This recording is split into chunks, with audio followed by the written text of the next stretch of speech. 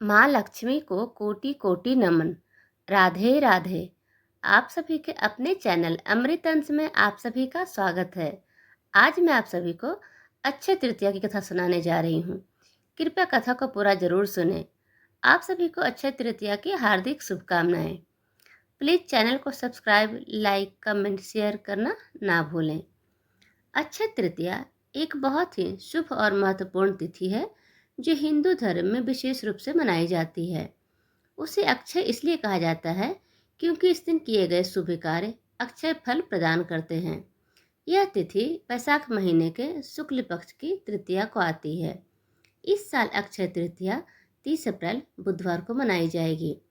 तृतीया तिथि 29 अप्रैल को रात्रि 11:47 से शुरू होगी और 30 अप्रैल को रात्रि 9:37 तक रहेगी।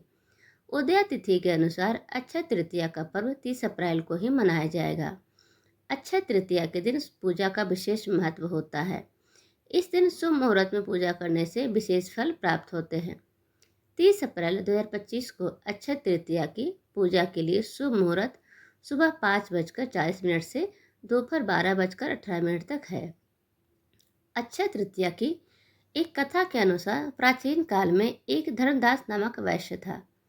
धर्मदास अपने परिवार के साथ एक छोटे से गांव में रहता था। वह बहुत ही गरीब था। वह हमेशा अपने परिवार के लिए भरण पोषण के लिए चिंतित रहता था।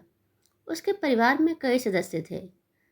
धर्मदास बहुत धार्मिक प्रवृत्ति का व्यक्ति था। उसका सदाचार तथा देव एवं ब्राह्मणों के प्रति उसकी श्रद्धा अत्यधिक प्रसिद्ध थी। अक्षय तृतीया व्रत के महत्व को सुनने के पश्चात उसने अक्षय तृतीया पर्व के आने पर सुबह जल्दी उठकर गंगा में स्नान करके विधि पूर्वक देवी देवताओं की पूजा की। व्रत के दिन सामर्थ्य अनुसार जल से भरे घड़े, पंखे, जौ, सत्तू, चावल, नमक, गेहूँ, गुड़, घी, दही, सोना तथा वस्त्र आदि वस्तुएं भगवान के चरणों में रखकर ब्राह्मणों को अर्पित की। यह सब दान देखकर धर्मदास के परिवार वाले तथा उसकी पत्नी ने उसे रोकने की कोशिश की। उन्होंने कहा कि अगर धर्मदास इतना सब कुछ दान में दे देगा तो उसके परिवार का पालन पोषण कैसे होगा। फिर भी धर्मदास अपने दान और पुण्य कर्म से विचलित नहीं हुआ और उसने ब्राह्मणों को कई प्रकार का दान दिया। उसके जीवन में जब भी अक्षय तृतीया का पावन पर्व आया, प्रत्येक बार धर्मदास ने विधि से इस दिन पूजा एवं दान आदि कर्म किए। अनेक रोगों से ग्रस्त तथा वृद्ध होने के उपरांत भी उसने उपवास करके धर्म, कर्म और दान ने पुण्य किया।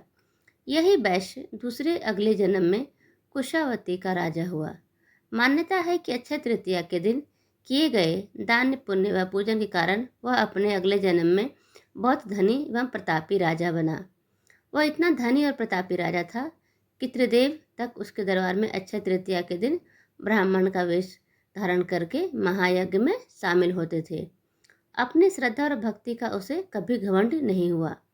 वह प्रतापी राजा महान एवं भाग्यशाली होने के बावजूद भी धर्म मार्ग से कभी विचलित नहीं हुआ। माना जाता है कि यही राजा आगे के जन्मों में भारत के प्रसिद्ध सम्राट चंद्रगुप्त के रूप में पैदा हुए थे। जैसे भगवान ने धर्मदास पर अपनी कृपा की, वैसे ही जो भी व्यक्ति इस अक्षय तृतीया की कथा का महत्व सुनता है और विधि विधान से पूजा एवं दान आदि करता है, उससे अक्षय एवं पुण्य एवं यश की प्राप्ति होती है। तृतीया के दिन सोना, चांदी, भूमि, वाहन आदि खरीदना शुभ माना जाता है। इस दिन किए गए दान पुण्य का बहुत महत्व है और यह माना जाता है कि इस दिन किए गए कार्य हमेशा शुभ फल प्रदान करते हैं। कथा सुनने के लिए आप सभी का दिल से बहुत बहुत धन्यवाद।